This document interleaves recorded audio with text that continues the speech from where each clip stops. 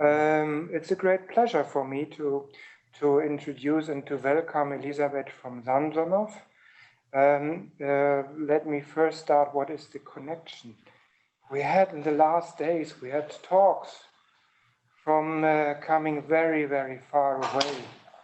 Far away, that means Indonesia. This means Philippines. Yesterday, we were listening to radio programs by priests who were at the same time anarchists. The days before, we had two women talking to each other to ask what is maintenance. Maintenance in the field of art, maintenance enabling others, but producing as women, as mothers and grandmothers, by themselves also artworks. We had also discussions with the Ministry of Indonesia and with two participants of the documenta. These were guests from far, far away in the terms of geographical distance. And there should be a reason why today we have a guest, Elisabeth von Samsonow, who is distant to us because she is not with us in the room, but she is in Europe, although Elisabeth has a broad experience with other cultures, with other geographical areas. Maybe we touch this later. Also has contacts with Muslim-orientated cultures. But Elisabeth is based in Austria. Elisabeth is a guest. She is a professor at the Academy of Fine Arts. There she is a professor for philosophy and historic anthropology of art. This is a fine title. So we have here also this notion of anthropology, of the study of culture. And when we come later to our talk, we have also a dimension of historic distances, which we try to overcome with the Paleolithic age. With Elisabeth comes not a huge, but a very interesting way of dealing with cultural and with temporal distances. I've introduced Elisabeth at first as a philosopher teaching at an art school. Elisabeth is a philosopher and she is an artist. She has a wide spectrum of artwork, sculpture, painting, we can say performance, even music.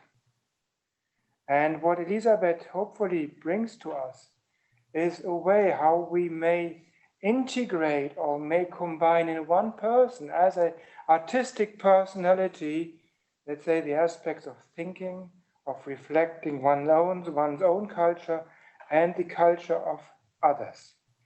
It's strange to introduce Elisabeth. I would say, as for everybody, it holds that every person is a world. But from Elisabeth, we could say that she is many worlds.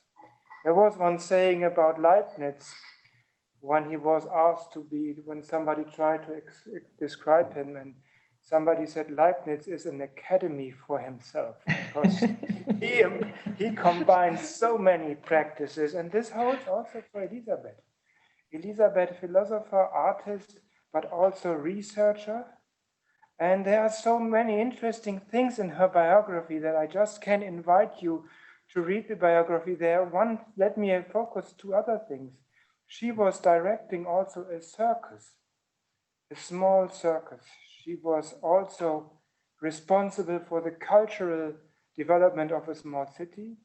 And Elisabeth did a great deal in terms of history of philosophy. She translated from Latin, imagine this, from Latin.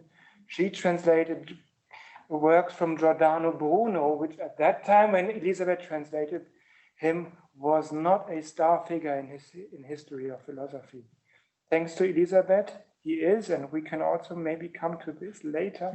There are so many aspects in Elisabeth, so that I just can't stop of talking, but I would like to hand over to Elisabeth, and please give a warm welcome to Elisabeth von Samsonow, who is talking now to us.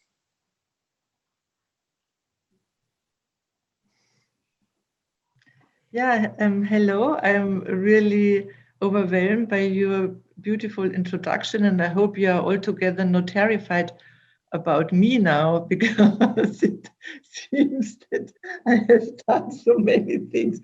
But it's also a question of age, I'm quite old now. And so I could accumulate things in a way, and I could try out many things in my different lifetimes. And I changed my routine several times. So it's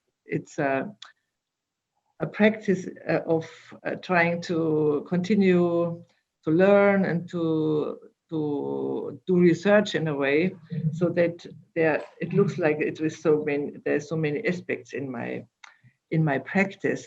But it's true what Niels said in such a friendly way, that I started off with philosophy, and really, I mean, hardcore philosophy, like a history of philosophy, trying to deal with old texts and trying to translate them and to comment on them and so on, and becoming more and more like a contemporary figure. I mean, when you are a historian of philosophy, you live in the remote past, like 22,000 years ago, which is nothing compared to other time spans I'm dealing with now, like the geohistoric ones. And so by arriving more or less, I mean, like coming to the time we're really living in, the practice had, of course, to change. And as I was all the time, I mean, my art practice started already before I became professor of philosophy in the Academy of Fine Art. Actually, I studied art in Munich with Daniel Spurry, who was a quite important figure for the Nouveau Realisme and the sort of Alte Povera and concept art in the late 70s and 80s. And now, I mean, what can I say? I mean, should I come to my topic right now? And Nils, it's okay? Yeah? So, I mean, what I did in the last maybe 3 or 4 years was really focusing on a certain question in my research, and founding a sort of research platform, which is called the Dissident Goddesses Network. I mean, it's a very funny title. There's the network, there's the dissidents, there's the goddesses in the plural. So this all together was meant to form a platform where a certain type of research could reopen within Austria. Lower Austria is a region where the archaeological find records are quite high in regard to a specific item. What they found in Lower Austria is something you might know, like the Venus of Willendorf, which is a quite renowned figure from Paleolithic time. She's now dated to 28,000 years before Christ. But not only this figure, which is quite known in the world, Venus of Willendorf, was found in Lower Austria, but also many others. And among them, the oldest female figure among all these many figurines, they found the oldest figure of a woman. The figurative piece of art, the oldest one in the world, was found also in Lower Austria. So this was a sort of starting point for us, like a motivation to revise, to re-ask the question, why, if there was this strong, say, cultural legacy in the past, why nowadays this type of, how to say, not only I mean, relevance in the sense of a gender question of women is so little in Lower Austria. It's a rural region. There's a lot of agriculture, mainly agriculture, and the women do a lot of work, but they are not really presented in politics or in the social game, if you would like to call it like this. Only with one exception, the governor is now a woman, but this is very recent, since 2 years, we have a female governor. So, I mean, there's a sort of feminist point of view in the whole story. There's an archaeological point of view in the story. And there is a sort of questionnaire regarding the sociological and economical dimension of agricultural region in Central Europe, which might have all prerequisites to be a sort of autonomous region at the level of production, sustainability, and so on. So, I mean, you can see that what we did actually was, at the end of the day, reconnect or re-stress a connection that has already been strongly made in the 70s, namely to combine feminism and ecology. So we started from a sort of ecofeminist point of view, and where we are now is that we, I mean, this research project has a sort of is a multi-layered architecture. Different researchers are in this project. There are artists, sociologists, archaeologists, and so on. So everybody does her job. And what we are trying to do now is to found little, how do you say, units, so in the land, in the region, to do, I mean, to come to terms with this second focus within the project, which is called reading the earth. How do we read the earth? How do we understand from the articulation of a surface what type of society would live on this land? What are the I mean, what is the soil like? I mean, what is the property of the soil? What is the history of this formation? How was it used? What is the climate? What will the climate be? And so on and so on. But not only in a quite practical or considering agricultural production where we look at this, but also in terms of I mean, scanning what could be Gaia. I mean, the earth is a type of subject. I mean, if she is a subject, when she is a subject, if we put her as a subject, which type of encounter can we imagine and how we get involved in this evolution or how do you say, or in this interaction,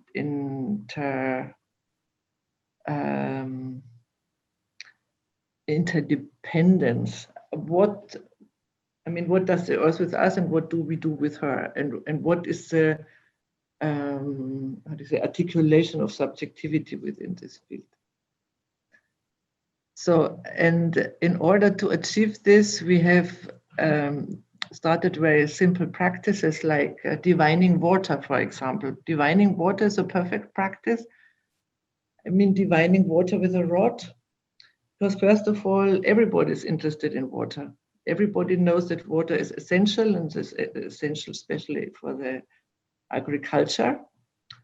Of course, our little region where we are situated with the project, where we founded, as where we purchased and founded the goddess's land, there we live already in a period where you could feel the climatic change. I mean, in our region we have mainly wine and crop, but I mean, all other fruits are already in danger, and it is a big question if some of the species among the different species of wine we breed can survive to this lack of water we face in the last years. So what we found out is interesting, because this region has a quite archaic name. It is called Hollabrunn. Holla is the name of a goddess, is a name of a pre-Christian goddess, Frau Holle, Mrs. Holly. Mrs. Holly is also in Hollywood, and as I mean, there's a lot of holly everywhere, and it's also came to form a part of the the predicate of holiness, of course. I mean, this goddess Holly is the bright one. It's the bright one, the shiny one. She is a goddess of making weather. She's the goddess of the underworld, which is also maybe interesting. There's one fairy tale that has been recorded by the brothers Grimm, Frau Holle, and there you can already see one of her aspects. So this region is called Fountain of Mrs. Holly, which is amazing. Nobody cares about this title, and nobody even asks what it means. So what we found out now by divining water is that underneath our valley, there's a huge underground water reservoir, huge. So this is the Fountain of Holly, of course, and everybody knew it, and this is why the region has its name. Only everything is forgotten about the architecture of water or about how you find water and where it actually is. So actually what we face now is that we don't have a real lack of water, and we need not be afraid of climate change because we have fairly enough water. We have to just find out where we can have access to it, because it's underground water, and we have to see where does it come from, and if it is, how do you say, if you take out huge quantities of this water, if you can really, how do you say, fill it up again, or does it really flow and refill the reservoir? So this is the question. Do you still hear me? No? Yes? Everything okay? Yeah? Good? Okay.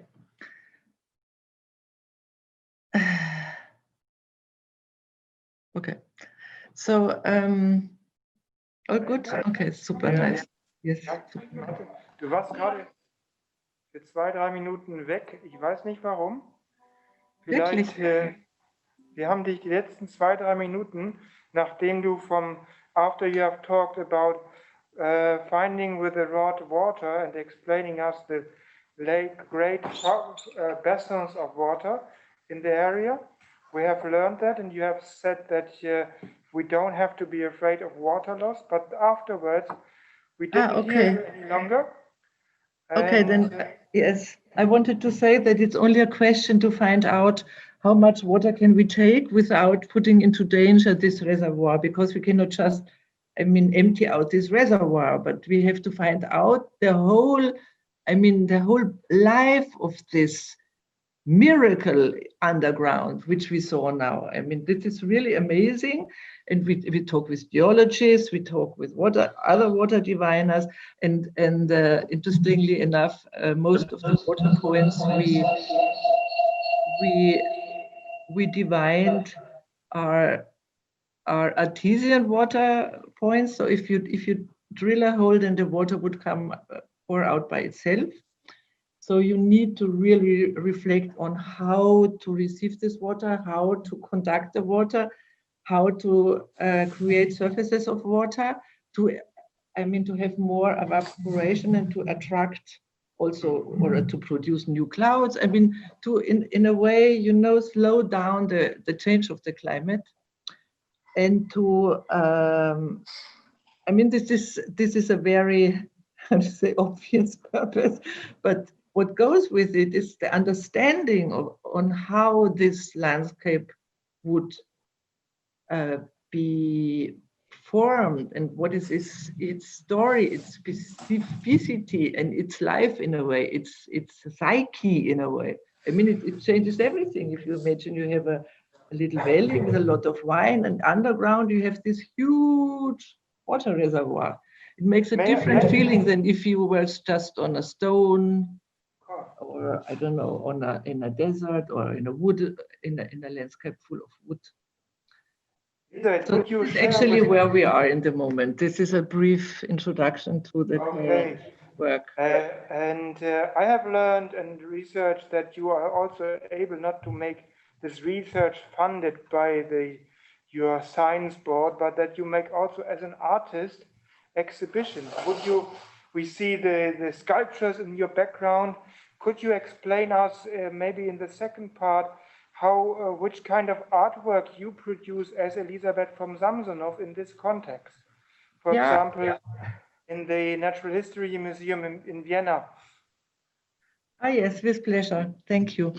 I mean, I started to work as a painter when after my studies I was painting, and then in the 90s I started to work with wood, with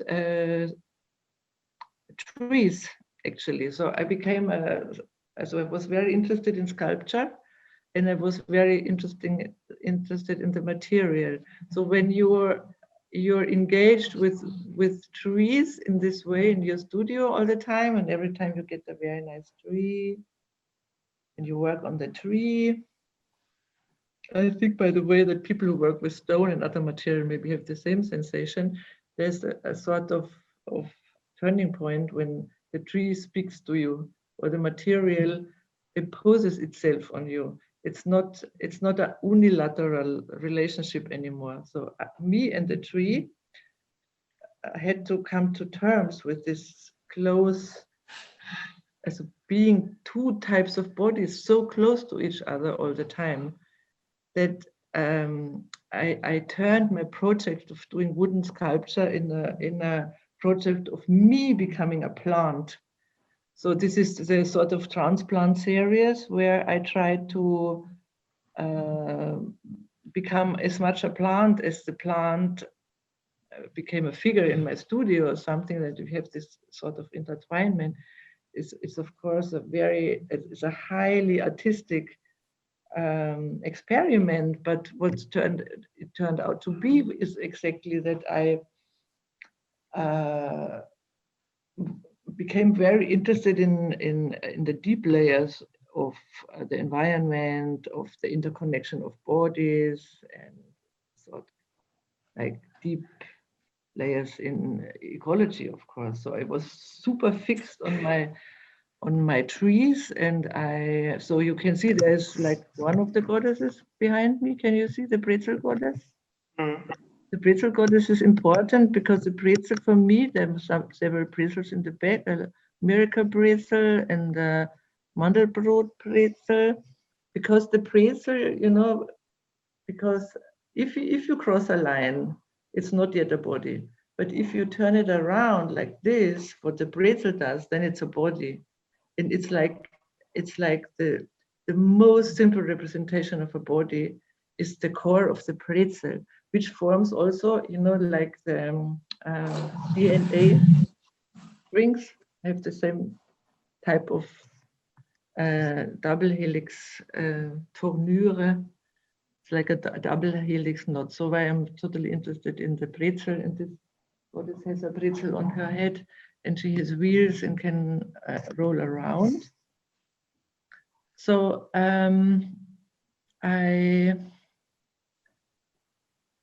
I was very much concentrated on the sculpture, and in parallel to it, I developed, because nobody can understand what I mean. I explain now to you, but if I show a sculpture and I tell you, this is the plant that made me also half a plant, you cannot understand. I had to do some sort of performance that goes with it, that makes understandable what I am going to, what's going on actually, what's really going on.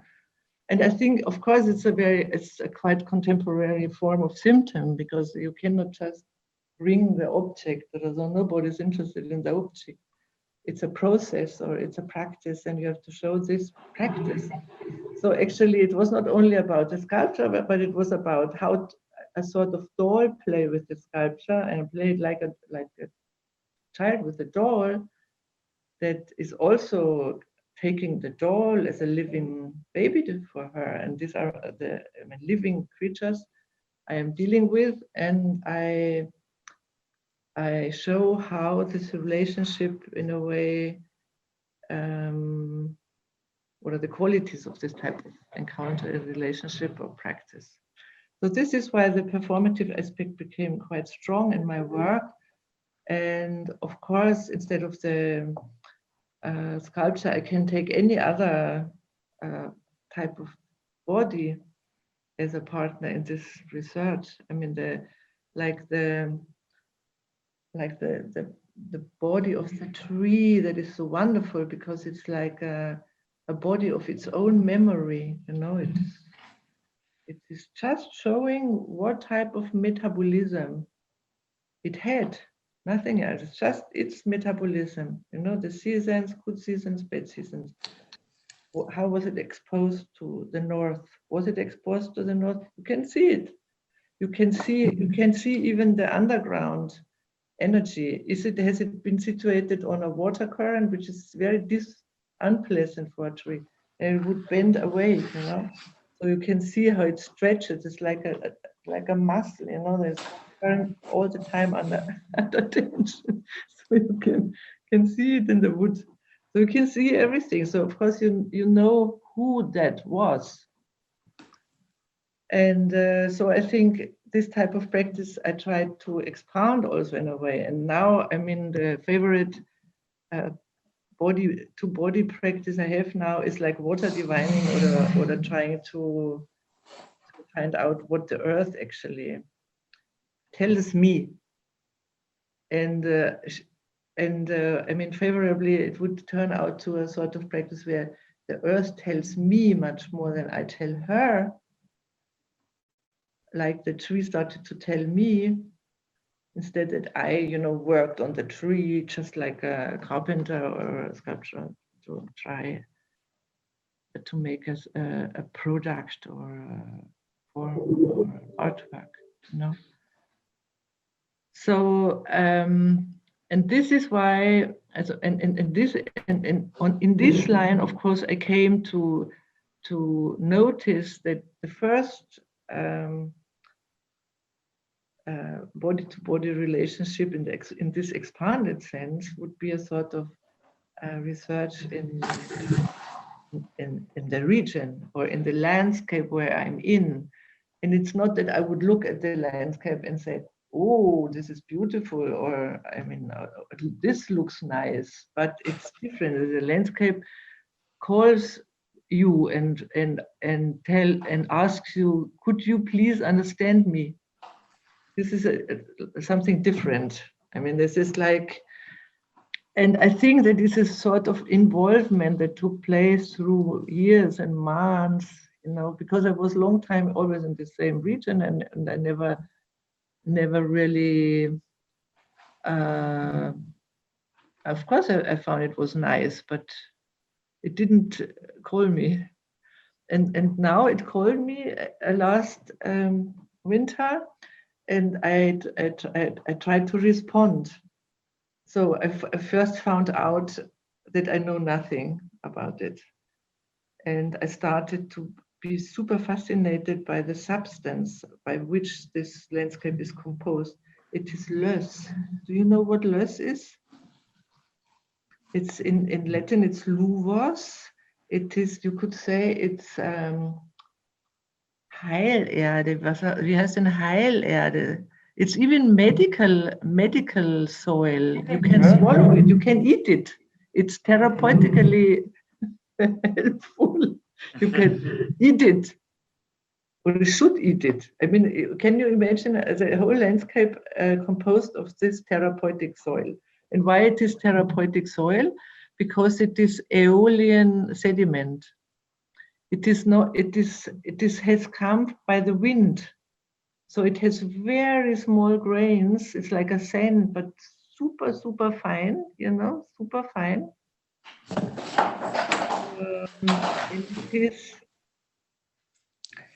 It is aeolian dust that, do you have no light anymore? Ah, now it's back. It's always when we patiently listen, we don't move, the light switches off. You are talking so intensely to us that we forget that we have no light. Okay. Okay. Should I explain more about this soil? Yeah. Yes. I mean, you can imagine that half Europe or 3 parts of Europe have been covered by by the ice shield 30,000 years ago, or 32,000 years ago, and slowly this ice shield went to the north in a sort of diagonal direction in the southwest to northeast direction. So the moment when the ice shield was melting and went to the north, so when the mammoths came and all this wonderful time, you know, this time we still had continuously the wind from the west. In our region, we have always wind from the west, always wind from the south west to the northeast. And so at the bottom of this ice sheet, of course, there was no, how do you say, there was no wood, there was just nothing. There was very little vegetation at the time. So it was very easy for the wind to lift these small particles and to transport them. So this is actually how this landscape was formed. Through thousands of years, this landscape was formed by dust. It's a dust landscape. It's not volcanic. It is not. It's only dust. Can you imagine? So it is, of course, very soft, and it is super receptible for all traces of erosion. So you see everything. You can see everything. Like when I said I can see where the tree was living and what was its water supply and so on. And you can also see in this landscape where the sand was coming and where it was already a little bit higher and where it went down and what type of drawings erosion is doing and so on. This is very, very important to reconsider also the formation, the historical formation or the geohistorical formation of this landscape, because it's exactly this trace of the Aeolian sediment throughout Europe that would be the line for the first settlers, because this Aeolian settlement is the most fertile, how to say, type of soil you can find in Europe. Löss is a pre-substance of the so-called black soil, which is the most fertile one. So we have everywhere now in our region, we have a sort of mix between soil, Löss and the black soil, and it's in the soil in the valleys where the huge fields are, where they plant the crops and so on. These fields are rated at the how to say in the highest category of fertile land, and I mean also on the level of how much you pay for a square meter. So this is the best land, of course. Somebody asked me a question. What should I show or tell about? Can you please ask again the question? It popped out up for a moment, but now it's gone. Could you say again where this landscape exists? Where it is? Also, we are now in a small part of Austria, which is called Lower Austria. Lower Austria is the biggest province in Austria. It's in the north of Vienna. It is between Vienna, you could say, it starts in the north of Vienna and goes to the Czech border and the Slovak border in the east. So this is what I'm talking about. But if you have a look on the left landscape on a European map, you will see that it goes from Portugal through France, Germany, Burgundy, very important landscape. It goes throughout to Poland, and then it's more or less over. This is where you can find the Löss in Europe. But there are also other parts in the world who have maybe even more important Löss landscapes, like China. Because in China, the packages of Löss are up to 300 meters thick. So if you look at the German, at the Chinese Löss landscape, it's wonderful because it looks like a city in ruins. Because it's, as I told you, it's very receptacle for erosion. So it's incredibly interesting how it looks like, how it is formatted, because it's soft. It's a soft page of the earth, you know. So you can see that 30,000 years lay bare to you like this. You can see everything, and there's not a single intervention in this landscape that will not keep forever its trace. So this is what also would be how to say, affirmed by the archaeologists, because the archaeologists, they say any intervention you can see later. You can see what is like a natural sediment, and you can see the how to say, artificial interventions. So everything is written in this landscape. And so of course it's so to understand how this landscape came into existence, how it was made, how it is part of the younger geohistorical biography of Gaia. Then you can also understand how it is linked to our archaeological interest. So you cannot understand the Venuses or the Venus of Willendorf without understanding the people who were walking along the line of the fertile Löss, following the animals, who followed the, how to say, the periods of vegetation. And then, of course, you understand also these people, you know. So this, for me, it makes sense to combine all these aspects. So now, if you want, I show you some pictures of this. Okay.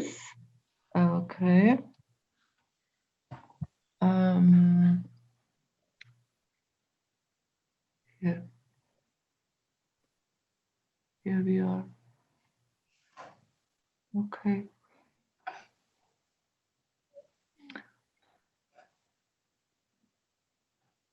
We see a lot of pictures. Maybe you can make them bigger. Yeah, wait, I just try to take this over here, and I can, yeah, can I make it bigger? Yes, but I have some more. So here you can see that it's just, you can see that it's just sand, isn't it? It's just.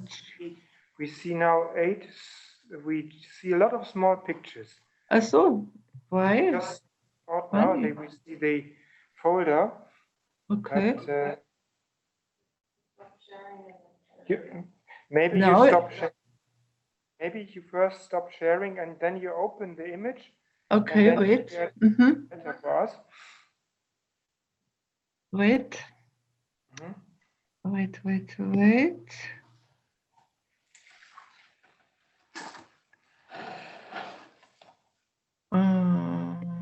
I don't see you now anymore.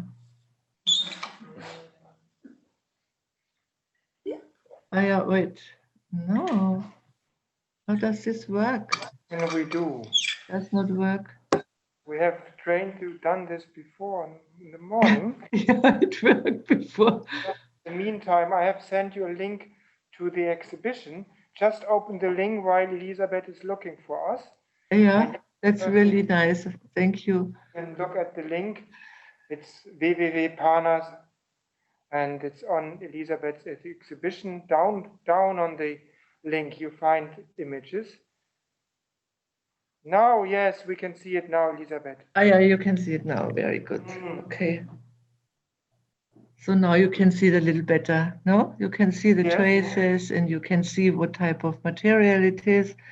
It is not such a sunny moment, that moment because the sunny moments make it even more beautiful. I will show you. Like here. There's no change. You have to go out again. It's complicated. Aha, it's again. We see the same image. Okay. Can't find it. Okay. Yeah, what to do? But once it worked, didn't it? Yeah, the morning. The easiest is if when you go on share screen, that you share your desktop. Then we always see what you are seeing. Ah, yeah, this is I can do, yes. So how do I share my desktop? Also share screen, and then you have different possibilities, which one you would like to share. You click on that one that looks like your desktop. Okay. Dateien.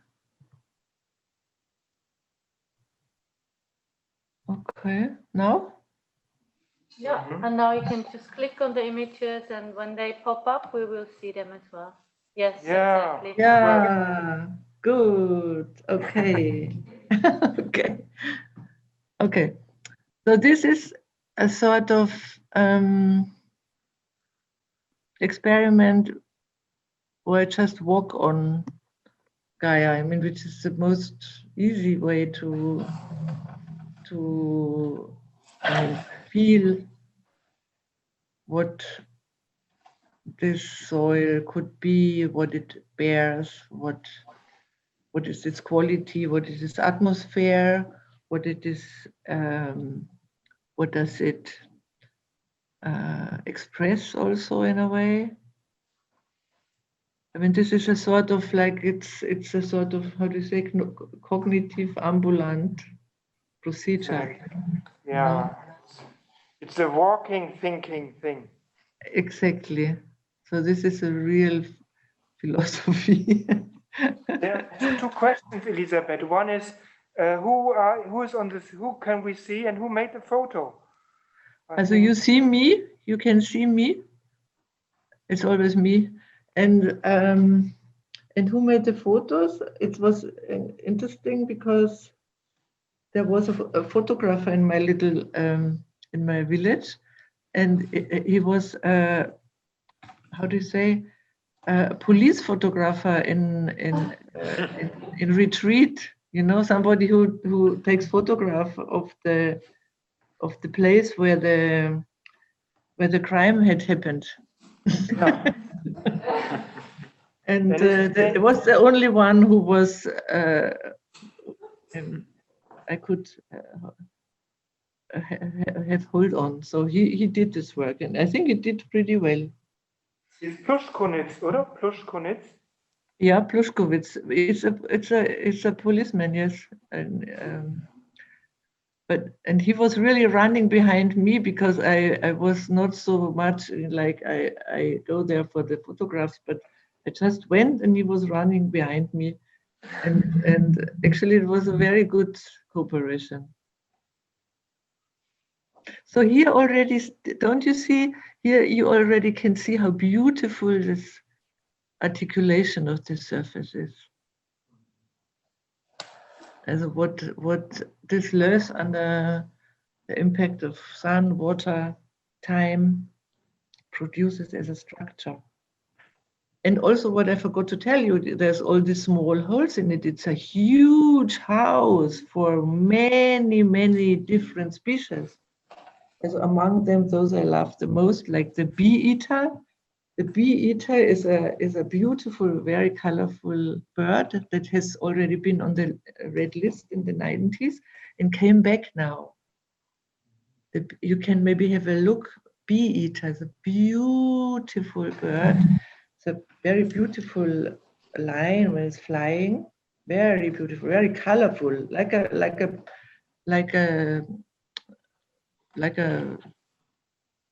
yeah, like a exotic bird actually. And they live in these little holes, you know, and the bees and the rabbits and the mouse and the fox and the ducks, they all live in this architecture of the Löss. And what is interesting, you can imagine now, I mean, when you see this thick pack of soil, so you can use it also like a a geometer, a meter for measuring the timeline of Gaia. So 1 meter, 2 meter, 3 meter, 4 meter, every meter is some 1,000 years, you know. So after, I mean, this pack, as you can see it, it's maybe, I don't know, maybe 15,000 years of dust, of aeolian sediment. So you can walk, when you walk on Gaia like this, you walk on her different diary lines. You know, like here, you know, here I lie down on the level maybe of the Venus of Willendorf. 28,000 years ago. So this is where she was. You know, this was the depth in which the Venus of Willendorf was found. So it's also interesting for me how geologists, archaeologists, and ecologists can work together in reading this type of being a sedimentologist. So, and what is especially hilarious to be in such a cave, which is of course naturally formed, nobody made it. There was a tree before and the tree fell down and his roots broke this wall and formed this type of little cave where you can move in.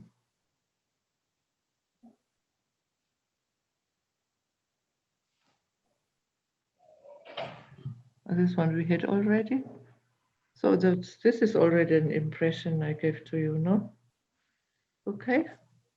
Okay. Thank you so much.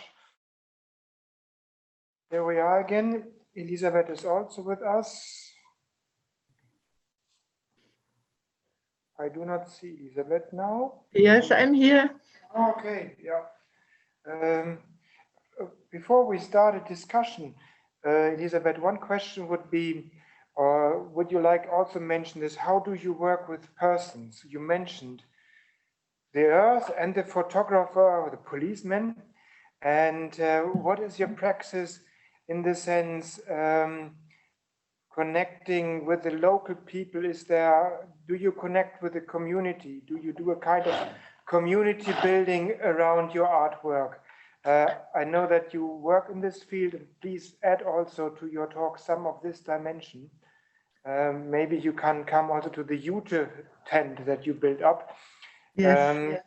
Would be important in order for our friends in Indonesia, because they work highly on, let's say, community building aspects where art and community meets. And then we may go over to the discussion. I mean, this type of project has been facilitated through the purchase of the land, of course. I mean, we had the research project before, the Dissident Goddesses Network, but without, I mean, any other, connection than the institutional one to the Academy of Fine Arts. But the moment that we purchased the land, a group of 12 people in Lower Austria, and we founded the Goddesses Land, then we decided to situate the research project there. And the moment you can like territorialize such a project, of course, it opens up totally different networks. So the moment you are really on the site, you are really with the people, you're really with the animals, you're really with the plants, you're really with the woods. So then, of course, there's a lot of people, I mean, that are interested in this land. There's a lot of interested in this land and a lot of, how to say, seizures on that land. Many actors hold on that land from different type of perspectives. You know, some we can control, some we cannot control, and some we don't want to control. So the first thing we did was to order this huge yurt from Mongolia. And it was also wonderful because we ordered a small yurt because we didn't have so much budget left. But then for mistake, they delivered a huge one. So actually we have a huge one, and we couldn't return it. So it was a huge one for the price of a small one. And the better is it, because we declared this yurt the parliament of the land. And so what we have there is not only talks with everybody, meaning first of all the water people. I had explained before how important the water people are. And the water people are young farmers from the village, I mean, from my village. And these are young men who are very well educated, super articulated, super intelligent, super high sensitive, and they decided to stay there and to continue the farm. And I tried to, of course, to support them as much as I can. I mean, from some different levels, because I think it's very important that they don't leave the land like the others all go to the cities, you know, and it's a quite abandoned village, I have to also say. There many people went, and there's only a few farmers left, and they purchased the land of the others, become bigger, bigger, bigger, and industrialize their production. And so, I mean, it's quite a problematic development. So it would be important that these people stay. So I work regularly with these ones, also with the young farmers, and also we have 2 children which are extremely good in water divining. And like last weekend, we present our results to the public. So we could do it. So COVID in a quite small scale, but the people could come, and we produced a water map, a water point cartography, and we gave them the cartography and a rod, everybody, and we had marked our points, and we wanted them to try out if they can also feel it, or if they would come to the same result, or if they have some suggestions for us. And so it was super productive, because all the 2 mayors were there. And then we could discuss what I was talking about at the beginning. What can we do, and what would be the practical measures to be taken the moment we open a well, like an artesian well?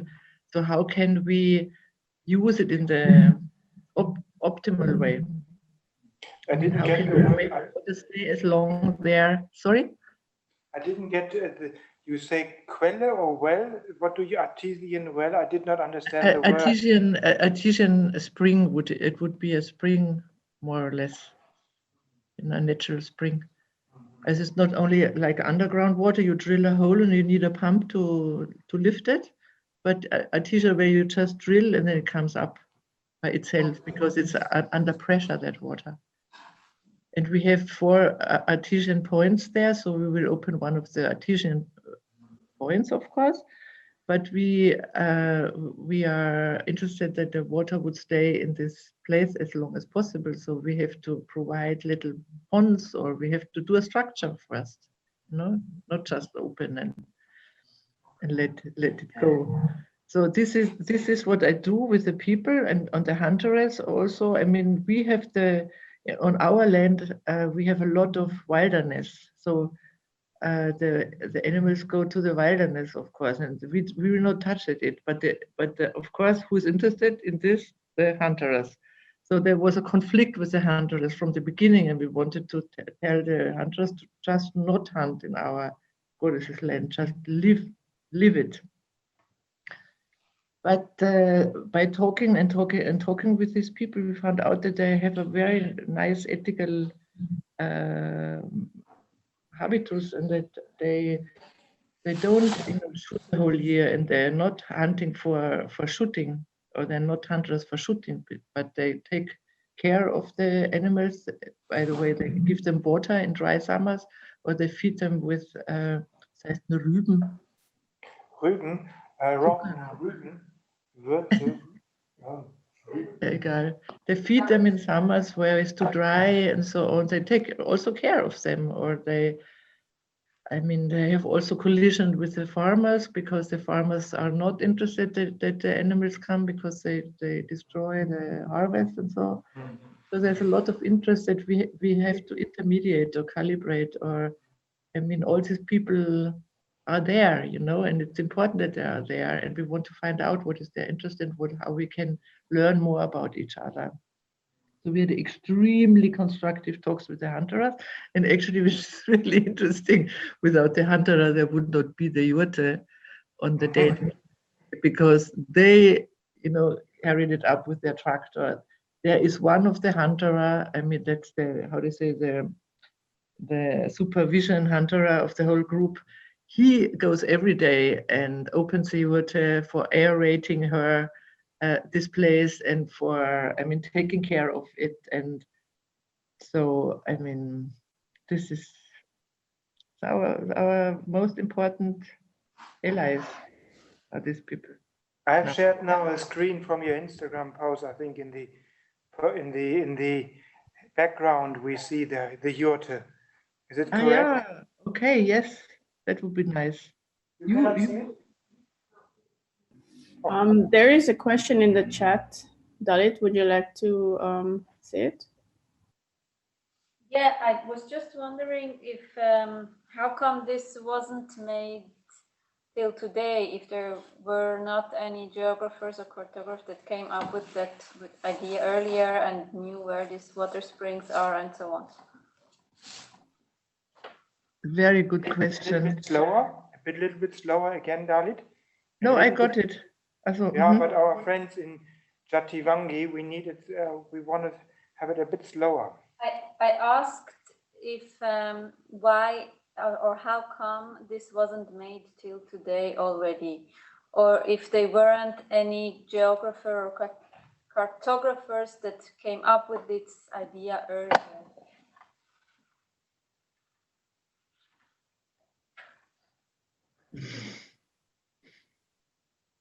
Should I answer now already? Yes? Yeah, please.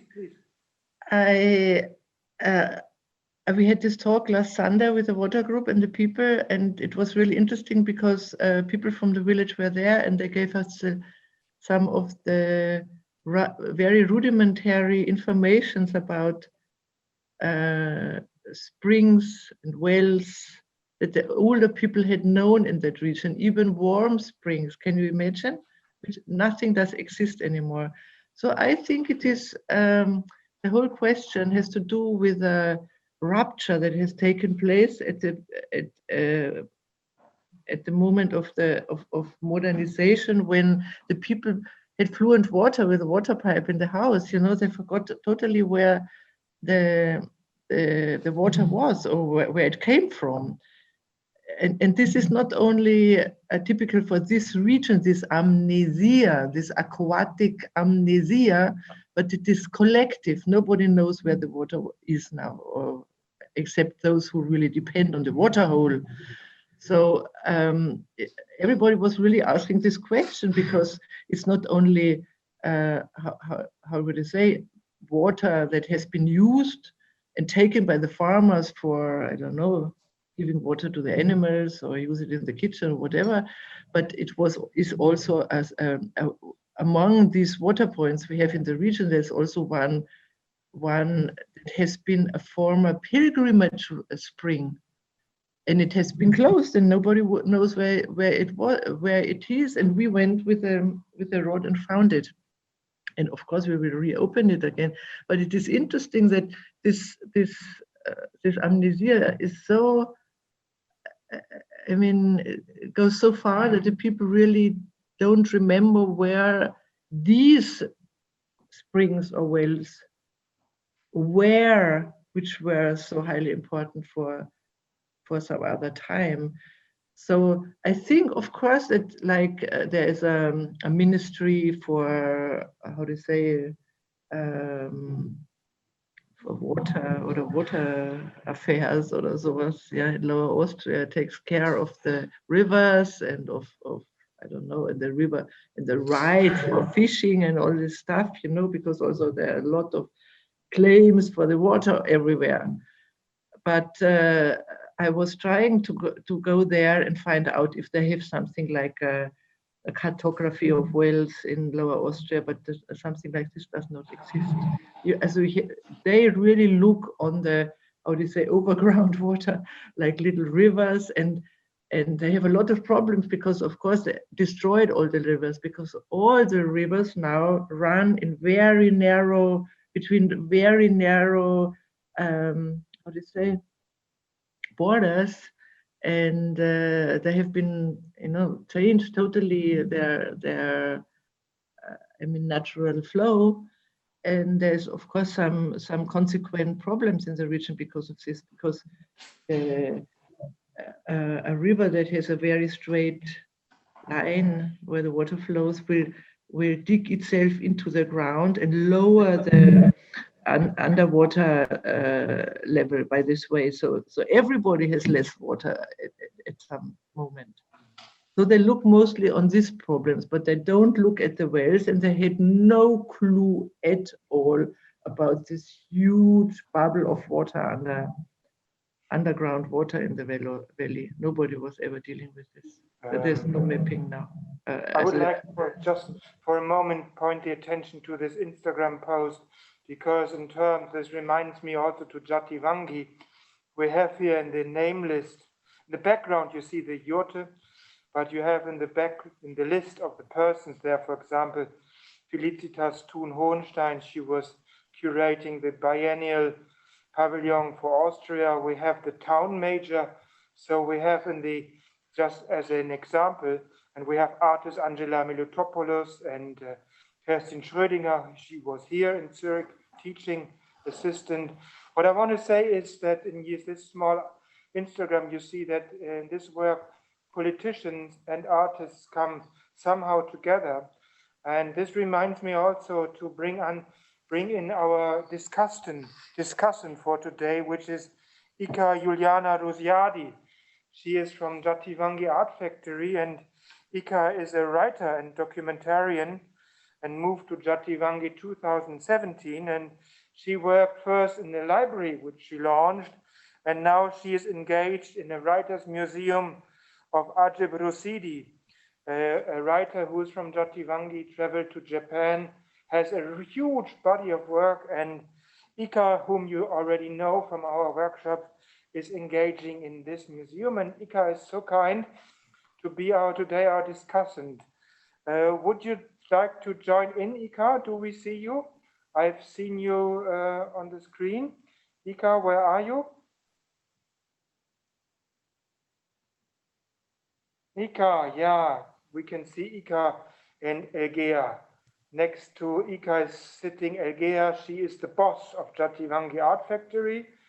Ika and Elgea together. Okay, they are waving to Elisabeth and to us. Ika, please come in. Thank you for being our discussant today. Yes, thank you for the introduction, Niels. Hi, Elisabeth. Hi, Ika. Yeah, it's really interesting what you tell us, and I enjoyed to see the pictures of your work. Also, then followed your Instagram, and it's really interesting how you were talking about many things about the landscape, and then about feminism and ecology also. And then I heard that you mentioned about the I don't know, it's your projects or something you have researched about therapeutic soil or healing clay before.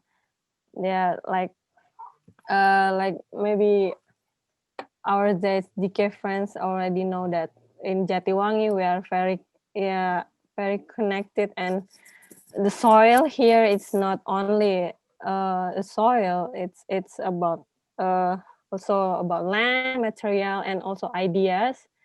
And also we are working on that, and also thinking many possibility with the soil. And I want to hear more about what you mentioned about therapeutic soil and healing clay. If you want to tell me more about this. Thank you. Thank you. Yeah, thank you for asking. This is, I think that I can can also understand your question well, because you're also very focused on the quality of soil and on the importance of soil and on the liveliness of soil. I mean, it's something that has to be maintained. You have to really take care of it. And in our case of the Löss, it is interesting that through the story of formation, how this land was made by the wind, and these little particles. I mean, the particles that were lifted by the wind and produced the sediment have so many nice ingredients, like, you know, it's like magnesium and like different silicium, and I mean many nice, like how do you say it, elements are in this soil, and it is very fine, you know. So this is why this genus of elements that are represented in this soil Löss, you can declare it as it is as a therapeutical soil. You can buy it in the pharmacy here. You can have little, maybe I have one I can show you.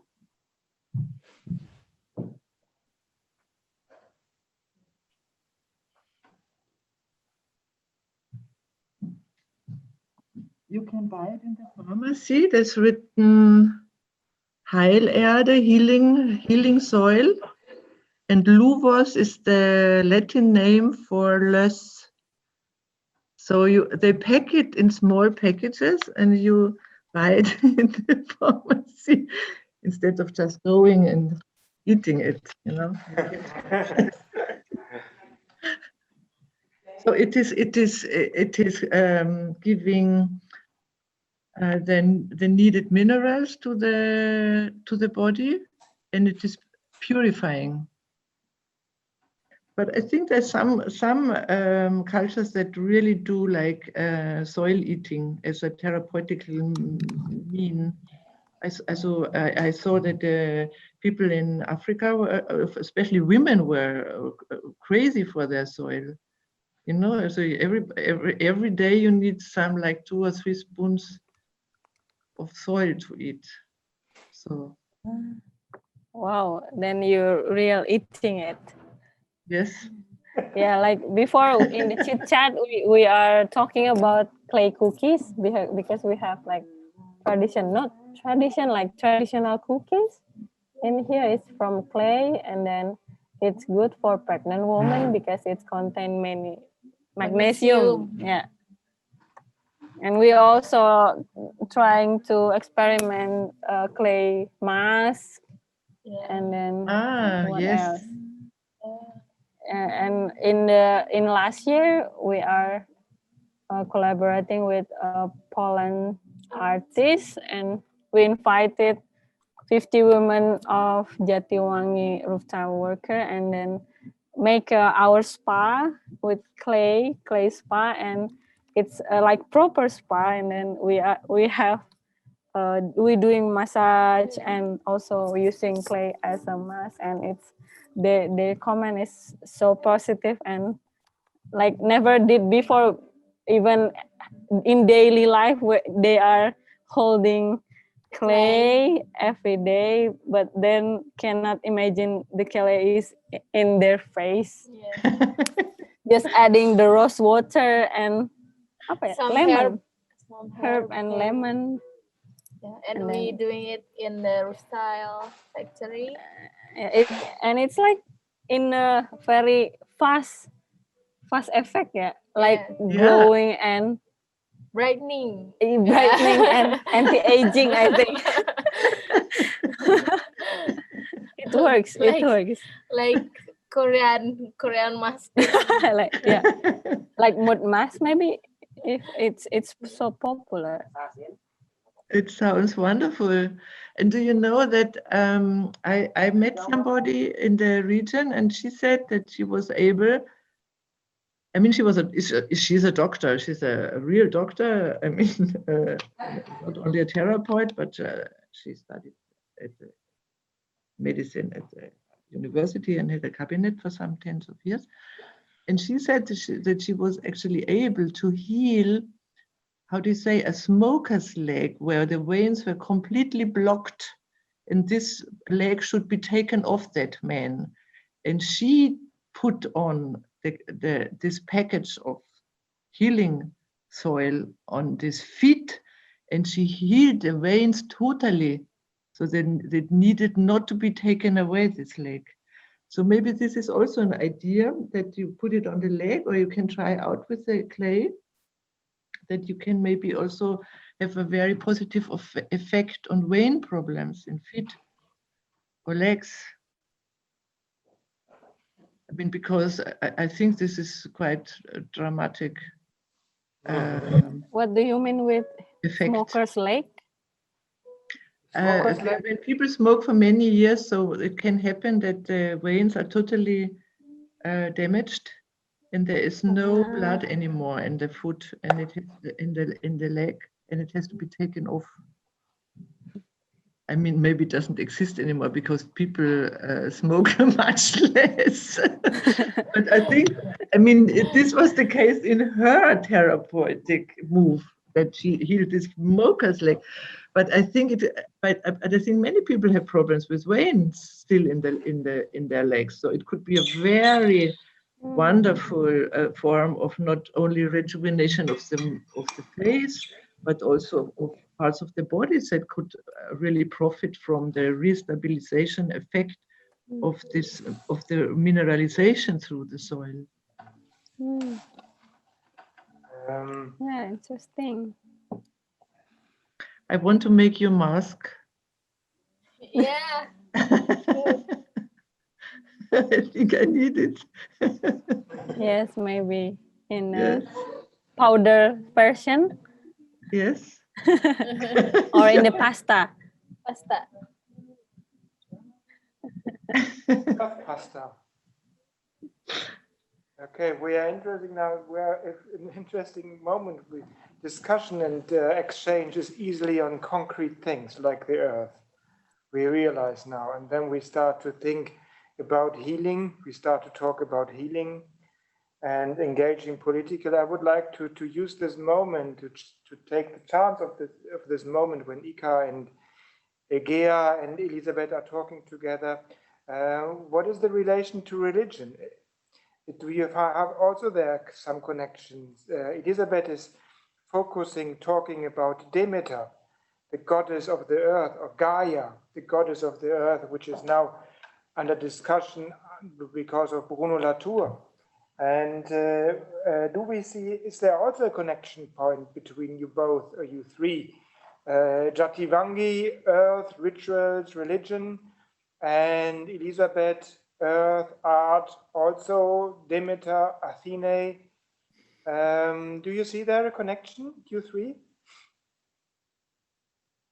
Maybe you can tell me a little bit more about your connection first, Ika, with religion, or I mean spirituality, or is there any connection? I think yes. How do you? Yes, I think in Indonesia it's really common because Indonesian people really like magic. I think magic or clinic. We call it clinic things, like something like incalculate. You can incalculate, and it's followed by maybe something cannot describe, like luckiness, and like one practice or one concrete things is when in the roof tile factory, when the workers that the role is to burn or firing the roof tile, he had not like the specific measure to check the roof tile heat and the temperature, but he just doing like this in front of the kiln, like, oh yeah. And it will good, and the temperature, okay, I will wait until maybe 1 hour, and but he cannot describe what the techniques, and it's legendary. And so we have like many people who specialty is in on firing, and it's maybe the relation between magic, science, and religion. It makes very well, like, yeah, it's many aspect and things in here also in Jatiwangi. Yes, it sounds really beautiful and also interesting, and I like very much that you address magic, because magic, I think, is super important also for us. But it's super banned, of course. As it is banned as a word, it's banned as a practice. It's totally dismissed, and it's rejected through official religion in Europe. So magic is, I mean, there's like a sort of privilege that you can do magic, you cannot, you know. So the religion, the priests can do, but you cannot do. But I like very much that actually everybody can do. And I think there's a space of autonomization in magic that I would really like to use. And I think I like very much also, because I was addressing ecofeminism, that ecofeminists from the 70s, they were really, I mean, stressing this point of magic. And they had a very beautiful and philosophical idea on magic, that it would be only through magic that you change consciousness. It's a practice of changing consciousness. So this is exactly what we would need, no? So this is exactly the practice that we are interested in. So of course, my practice is super super magic, of course, and it's a mix between some, like, of course, I'm informed about like historical magical practice. I'm informed about the, how do you say, official magic practice in the church, Catholic Church, or Protestant Church, or in Jewish ritualism. But I'm actually more interested to not so much, as in my case, you know, as women have been banned from doing officially magic so much, but always like an underground, like some, how do you say, some subversive practice that was magic, you know, so behind the closed door. Also, of course, everybody did it, but it was like not so official. I think I like to think about magic that has to be reinvented and re-articulated and how do you say? I mean, re-engage as a form of autonomization on the land with the people, also a bit something in between the spaces of the humans and the non-humans. So how we talk with the water, how we address our idea, how do the bee eaters talk to me, because they talk to me, but I have to understand, you know, it must be very I have to understand what Very they want cool. to tell, you know. This is There's a question from Dalit. Elisabeth, do you also use Löss soil in your artistic practice, physically sculpting? Dalit, can you show your face, just so that we David? know? Dalit. Ah, ja, hallo. Yeah, I don't use it for sculpting. I'm still with the trees in a way, with the wood. But what I do is we have these terraces, Löss terraces, which have been cultivated, and a part of these Löss terraces is has also become totally wild, you know, and there's a sort of wood growing, a lot of bush. It's like a bush now. You can say it's a bush. And so this is the way I work with the trees. Yes, this is a wonderful willow tree, a wonderful one, very old one. And I try now to take off this wood in a small part, and I recarve the terraces that have been before, because nearby we have a sort of how do you say, land where you have such a highly diverse population of rare plants that I want to extend this rare population of plants there. So I need to provide more land for these plants. And this is why I started to sculpt, if you may, this Löss to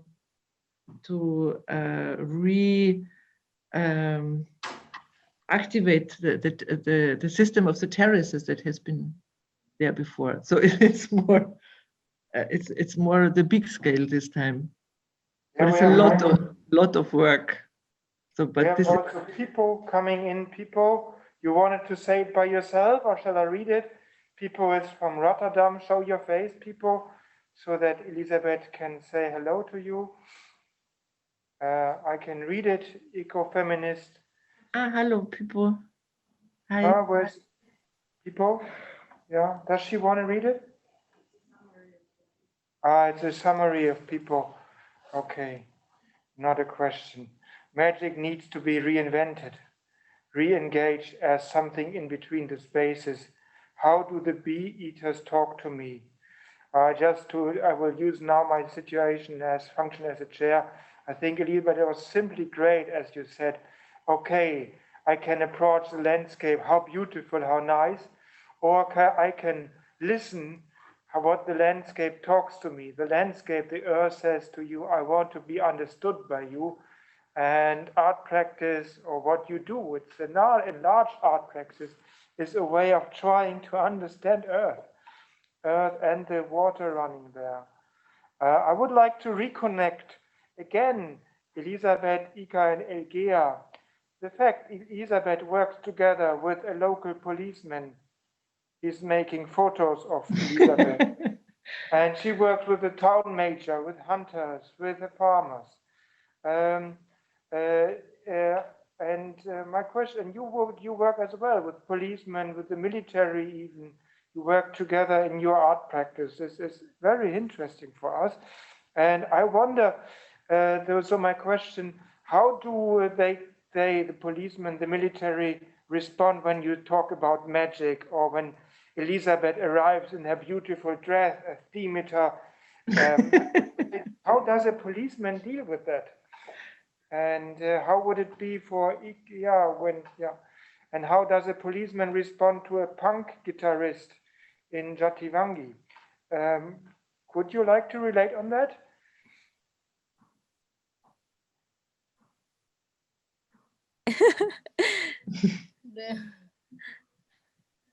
The first response is they want to take photo together with Elisabeth. Yeah, I don't know, because like the policemen and the military, if they on duty, like they have to had like the reports in a picture, so they took pictures a lot. Also when going to like Jatiwangi Art Factory event, or working together, they spend a lot of their memory card to take photos.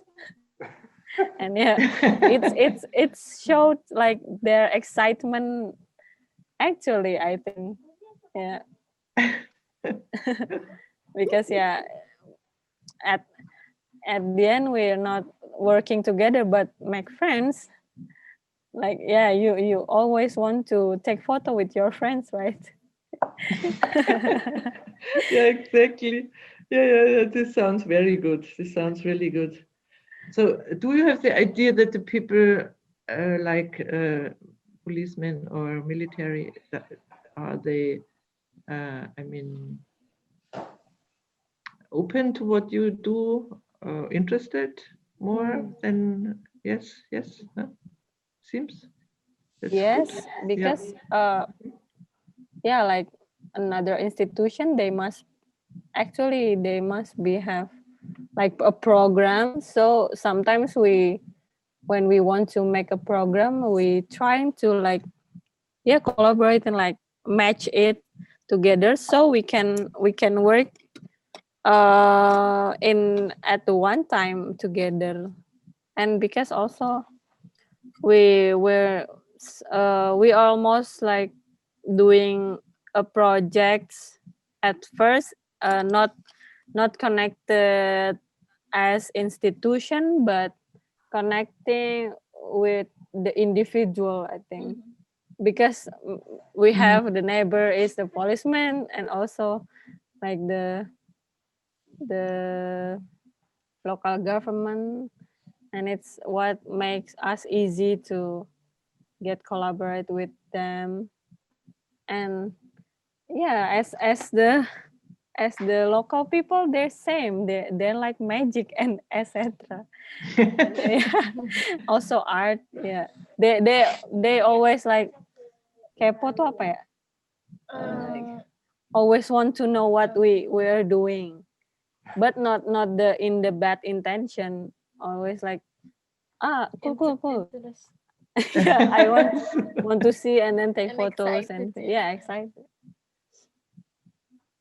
I think this is very important what you said, that you can also take the people not only from their institutional side or take them as a corpus or define them, through a leftist categorization. Say, no, me never with the military or something. Yeah. Never with these people, never with this. But you really, this is also the same in the country where we are, or in our region, just take the people as what they are. And everybody is something institutional, like on a secondary level, better touch them first as a person.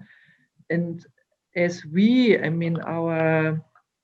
our project anyway is super anarchistic, because we create a land and we install a parliament and we invite the governor for a state visit, but we behave as if we were totally autonomous on our land. And she, in a way, she respects this, she finds, first she's laughing, as you said, but then she finds it interesting because it's in a way, it is maybe more playful, you can also institutionalize on a playful way or de-institutionalize on a playful way.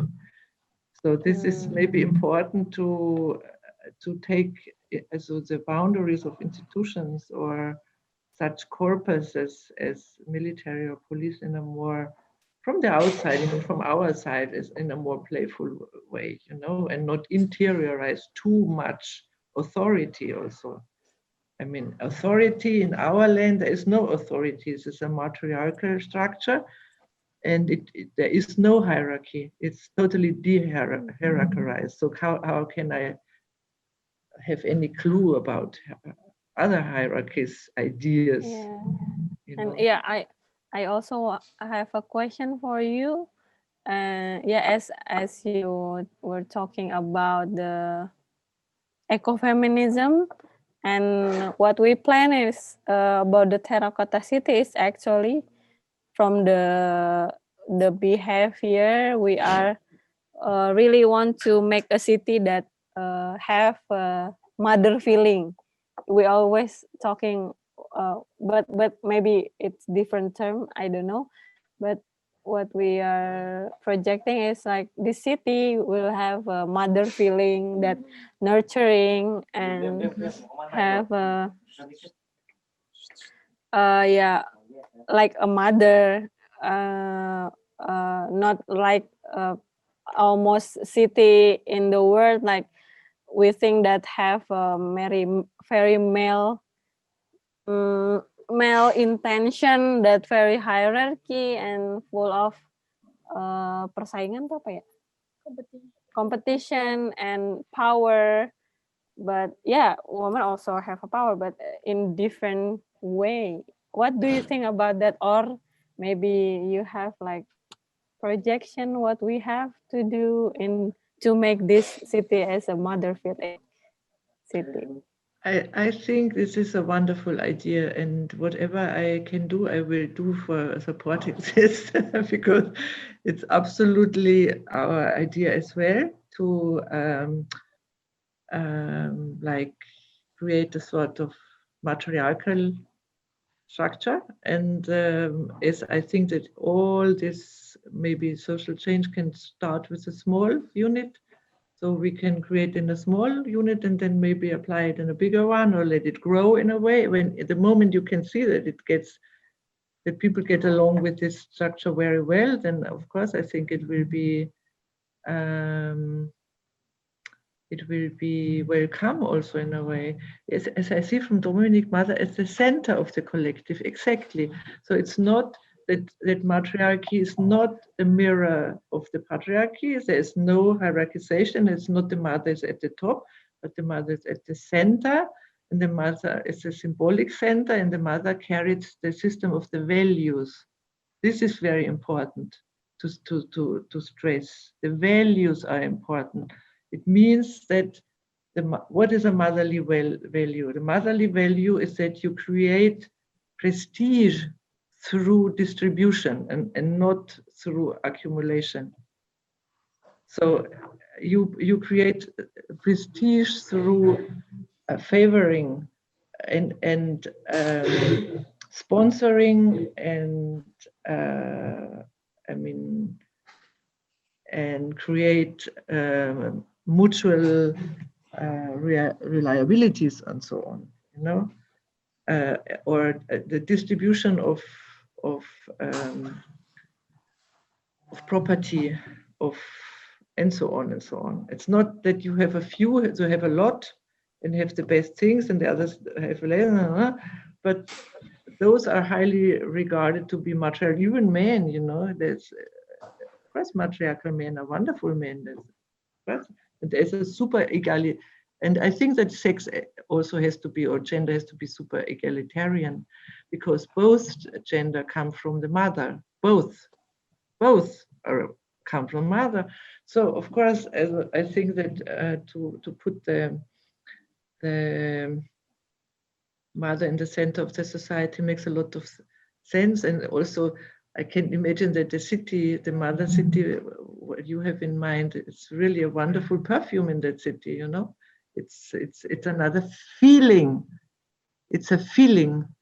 And I think that really, because I saw this remark also in Indonesia, there's still some of the matriarchal societies, and we did a lot of studies of living matriarchal societies, also like the Mru and the how are they called? The Chinese matriarchal tribes and so on. For us, as in the West, it is very painful to see that we don't have this women collectives that are not traumatized. They're not traumatized, and you can feel it, you can see it, you know. And this is, I think, that has to be rebuilt. I mean, you have to lower the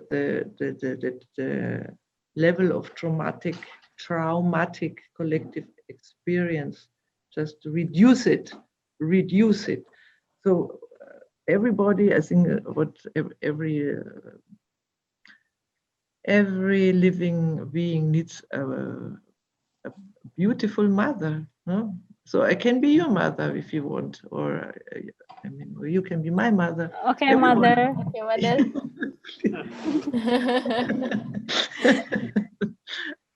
No, thank you so much. I think just as a response, no, I'm not doing a summary, but my feeling is, and when Elisabeth started to talk about the soil and or it's about the tree, we were all listening so intensely. We were all listening so intensely because it was so concrete, and otherwise Elisabeth talks so clearly, and as it would be there a direct, not inspiration, but a sense production out of the material. And I highly recommend you to look also at the YouTube video which we have, where Elisabeth explains us how she works with wood. There are so many things now in the chat, and they are so enthusiastic about Lorita and Bunga, who have been talking before, sharing not the same, but somehow sharing ideas with Elisabeth. And this is simply great that we are now in a moment where ideas converge. And I want to ask you, is there a question more? Are there more questions? I see not only this is highly, there's so many, let's say, applause for Ika, Ilgea, and the communication with Elisabeth. Are there questions? We have 10 minutes left, so we can use it for questions. I have also a lot to say, but I will refrain from that. Dalit, is it a question? No? Are there questions? Just as a note, Frank Zappa had a band called Mothers of Invention. When I would be asked to join a title or a few words for Terracotta City, I would call it Mothers of Invention. Mothers of Invention. And the other thing is, we forget, there's Bernadette. Please, Bernadette, join in. So my finishing thought was, please remember this. Elisabeth was translating a philosopher who was burned. Giordano Bruno was burned on the Campo dei Fiori in Rome. And we have here also in her reading as a philosopher, a person that died for his ideas. And it has also to do with the bad side of fire. But I just wanted to give this in. Giordano Bruno is one of the killed philosophers in history, and it took Elisabeth in order to remember him. Now there's also other translations. But please now, Bernadette, this was just filling in. Thank you, Elisabeth, for your talk. I already wrote to you, and I think there are also Ipo and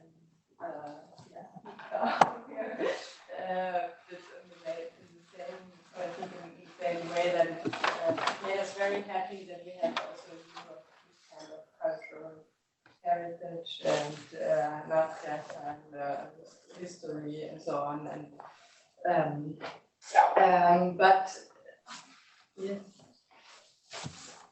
I wanted to ask you if you worked with Heide Göttner-Abendroth, or you know her? Yeah, she's part of our research program. Yeah. Because it just came to my mind because my mother took me to her to some Jarvis test. I don't know. Yeah. Oh, really? Coming from this region there. That's what I wanted to ask. No, but it's interesting, and I think on this way, on this level, we can communicate also much better and easier with like also Indonesian culture and so on, because to exchange is always easier than just to ask and to take. I think what Europeans did a long time. So I think this is maybe also for me, that's why I learned a lot today. It's good to have this sharing, isn't it? So thank you. Thank you, Bernadette. Yeah, Heide Göttner-Abendroth is important. She is one of the honorary goddesses in the project, and she is a consultant of our project, but she gave also talks. And she was, of course, very interested to look at the foundation of the land. And actually what we learned from her books about landscape mythology, where she tries to explain on some examples like the region in South Germany, Bavaria, around the Watzmann, Bad Reichenhall and so, how matriarchal societies left their traces in interpreting the landscape as a sacred space. So she's very, very good in this. And in a way, she was also able to help us more into this, say, or to motivate us for this exploring of the landscape and in the sense of a re-territorialization that we do now so intensely.